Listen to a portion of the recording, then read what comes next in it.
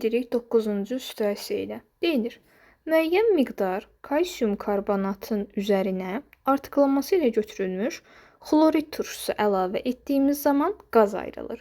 İlk növbədə reaksiyanı yazırıq. Kalsium karbonatın üzərinə əlavə edilib xlorid turşusu. Reaksiya nəticəsində alınır kalsium xlor2, su və karbon qazı. Əmsalda bura 2 atırıq. Ayrılan qaz içərisində elektrik mənbəyi və elektrik lampası ilə birləşən elektrodlar salınmış kalsium OH2 məhlulundan buraxılır. İndi növbəti reaksiyanı yazırıq. Alınmış qazı, yəni karbon qazını, CO2-ni yəni buraxırlar nədən? Kalsium OH2-dən. Əvvəlcə yanan lampanın çözərtisi zəifləyərək bir anlıq sönür. Baxaq görək nə baş verir. Kalsium OH2-nin üstünə CO2 gəlirik. Alınır buradan kalsium karbonat, üstə gəlinsin, deməli nə alınır? Su alınır. Deyir ki, əvvəlcə lampa söndü. Nəyə görə söndü? Baxın, burada kalsium karbonat çöküntüdür. Çöküntülər elektrik cərəyanını keçirtmədiyinə görə, elektrik artıq olmadığına görə lampada söndü. Daha sonra nə baş verir? Sonra isə lampanın çözərtisi yenidən artmağa başlayır. Bilirsiniz nəyə görə? Çünki alınan karbon qazının biz miqdarını artırdığımız zaman, yəni almışıq buradan kalsium karbonat, üstə gəlinsin su, biraz da karbon qazı əlavə etsək, alınacaq buradan kalsium hidrokarbonat. Kalsium hidrokarbonat isə çöküntü deyil. Yəni elektrik cərəyanını keçirən maddədir. Ona görə də lampanın çözərtisi yenidən artır. İndi baxırıq suallara. 25-də deyir ki, lampanın çözərtisinin zəifləməsinə səbəb olan kimyəvi hadisəni izah edin. İzah etdik ki, burada deməli nə alındı? Çöküntü alındığına görə, yəni baxın bu reaksiya. Çözərti buna görə də zəifləyir.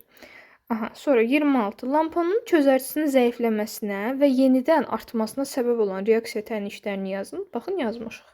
Birinci və ikinci. Baxın, bu iki reaksiya deməli bizdən istədiyi cavabdır. İndi gəldik 27-yə. Lampanın bir anlıq sönməsinə qədər keçən müddət ərzində 500 milli 0,2 mol bölü litr qatılıqlı məhluldakı kalsium OH2 ilə neçə litr qaz reaksiya daxil olur? Yəni bizdən bu reaksiyanı istəyir də. Baxın, bu ikinci reaksiyanı istəyir. İndi nə veribdir? Kalsium OH2 məhlulunun bizə veribdir həcmini və qatılığını. Biz burada mol miqdarını tapa bilərik. Mol bərabərdir qatılıq bölünsün həcmdir. Buradan da mol bərabərdir nədir? Daha doğrusu belə yox. Qatılıq bərabərdir. Birinci qatılığı yazaq. Nü bölünsün V-dir. Buradan isə nü bərabərdir. Yəni mol miqdarı C vurulsun V-dir. Götürək yerinə qoyaq. 500 ml 0,5 litrdir. Onu da vururuq 0,02-yə. O da edəcək 0,01 mol. Molumuz bu qədərdir. 0,1 mol. 0,1 mol kalsium OH2 ilə biz tapmalıyıq ki, neçə litr qaz reaksiyaya daxil olub. Yazaq, necə tapırıq? 0,1 mol, altına həmişə molun reaksiyadakı əmsalını yazırıq. Yəni 1 bərabərdir. Neçə litr deyir, bilmirik. X yazırıq, altına da yazırıq. Reaksiyadakı əmsalı vurulsun 23,4. Yəni 23,4 yazacağıq, çünki əmsalı 1-dir. İndi isə buradan da X-in qiymətini tapırıq. O da edəcək 0,224 litr. Keçdik üstəşiyə A. Nə deyir? Deyir ki, kimyaçı içərisində duru sulfat turşusu olan, diqqət edirik, duru sulfatdan söhbət gedir. 3 sınaq şüşəsi götürüb hərəsinə ayrı-ayrılıqda mis, birində mis var, sonra dəmir, digərində dəmir var və maqnezium metalları daxil edib və bunların hamısının üstünə də sulfatın durusunu gəlib. Deyir ki, bu zaman 2 sınaq şüşəsində qaz qabarcıqları çıxmağa başlamış, 3-cü sınaq şüşəsində isə heç bir dəyişiklik olmamışdır.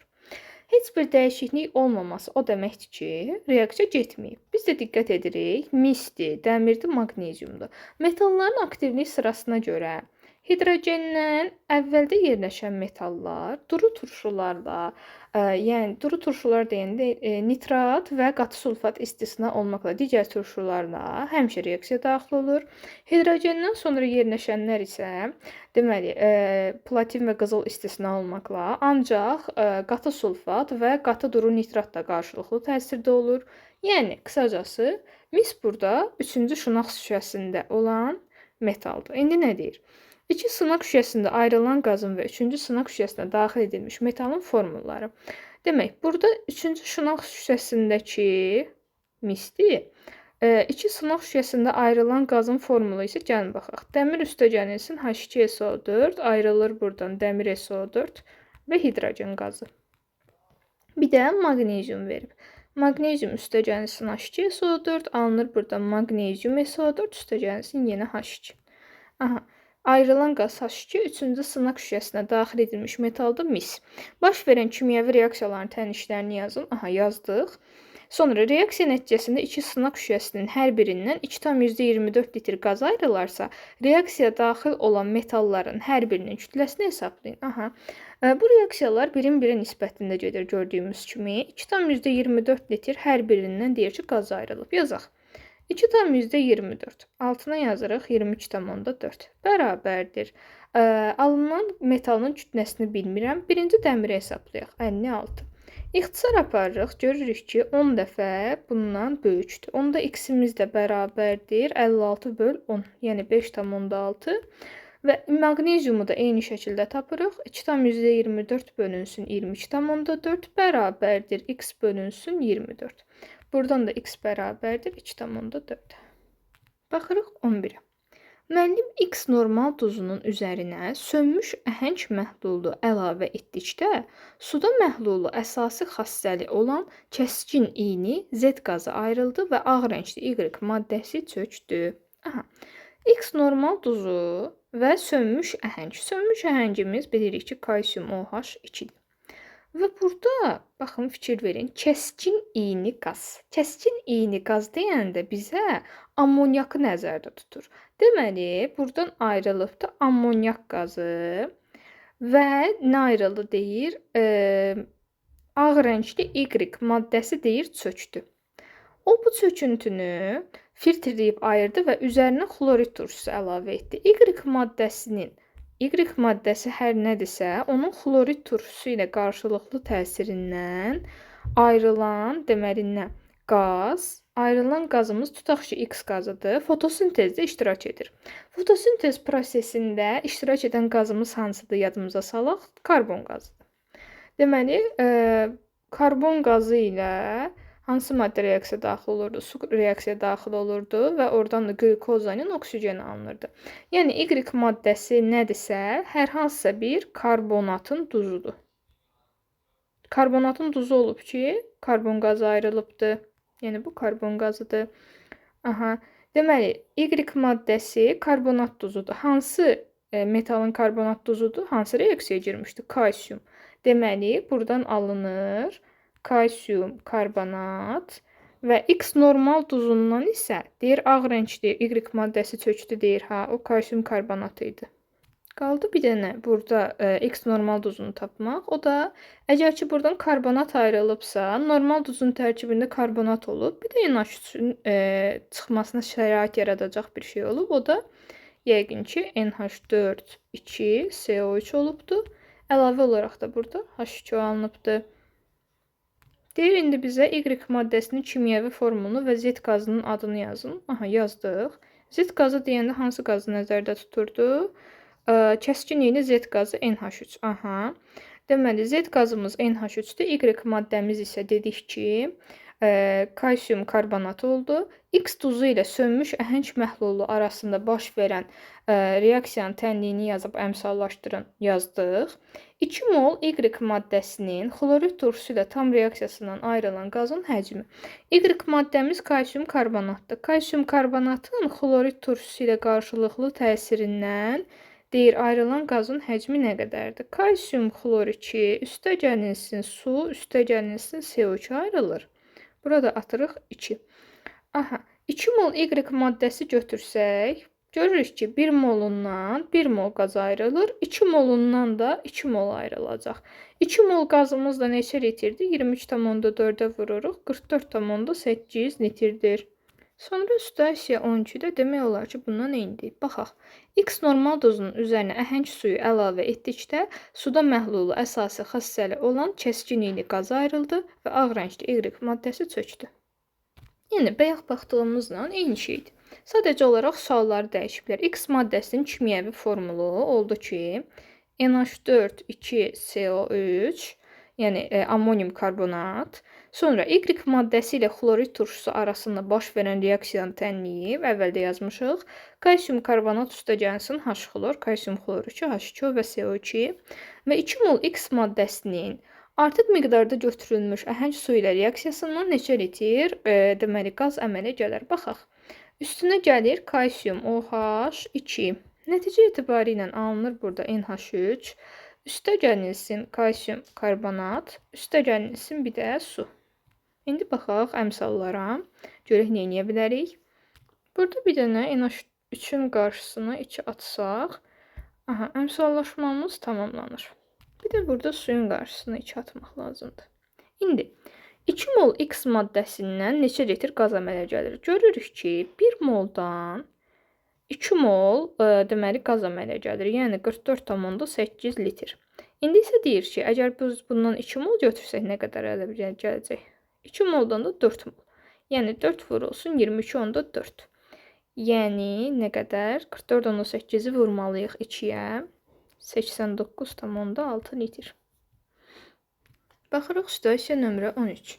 Kimyaçı doymuş aldehidlərin homoloji sırasının normal şəraitdə ilk maye nümayəndəsi olan X-in suda məhlulunun üzərinə gümüş piroksidin ammoniaklı suda məhlulunu əlavə edib qızdırdı.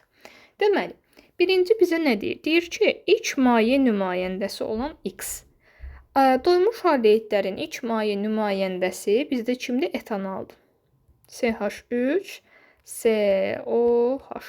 Sirşə aldehidi, etanol adı bu cürdür.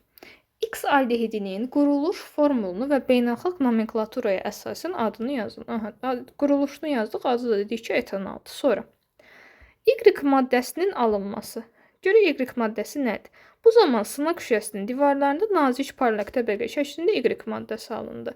Yəni, etanolun üzərinə gəlibdir gümüş piroksidin ammoniakda məhlulunu və alınıbdır buradan nə? Aldehidlərin ümumiyyətlə gümüş piroksidlə qarşılıqlı təsirindən biz alırıq müvafiq turşunu, yəni CH3, COOH və üzərinə gəlinsin gümüş. Burada əmsal bircə dənə argentiumun, yəni gümüşün qarşısına atılır. Məsələn, 39. Reaksiyadan 0,5 mol Y maddəsi alınmışdırsa. Baxın, burada deyir ki, şərtdə deyir ki, nazik parlaq təbəqə şəklində Y maddəsi alındı. Bu reaksiyanın adı gümüş güzgü reaksiyasıdır. Gümüş güzgü reaksiyası deməli alınanda kolbanın divarlarına gümüş çökür. Hətta güzgü kimi insan orada özünü görə bilir. Ona görə bu reaksiya gümüş güzgü reaksiyası deyirlər. Yəni Y maddəmiz burada argentiumdur. Argentium çöküntü şəklində çökür. 0,5 mol Y maddəsi deyir alınsın. Reaksiyaya daxil olan X aldehidinin kütləsini hesablayın. Və deyir ki, məhsulun praktiki çıxımı 50%-dir.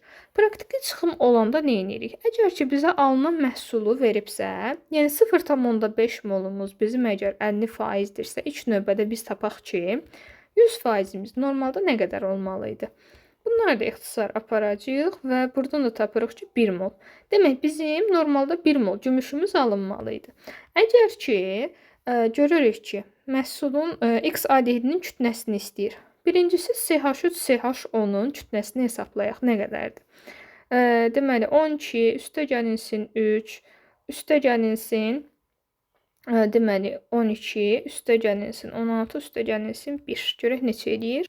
Belədir 44. Yəni normalda 1 mol 44 qramdır. Yəni biz 44 qram sirşə aldehidi götürsəydik, buradan alardıq 2 mol gümüş. Amma biz nə qədər almışıq? Biz almışıq 1 mol. 1 moldan da x qram, deməli, əgər reaksiyaya giribsə, buradan da x-imiz bərabərdir 22 qrama.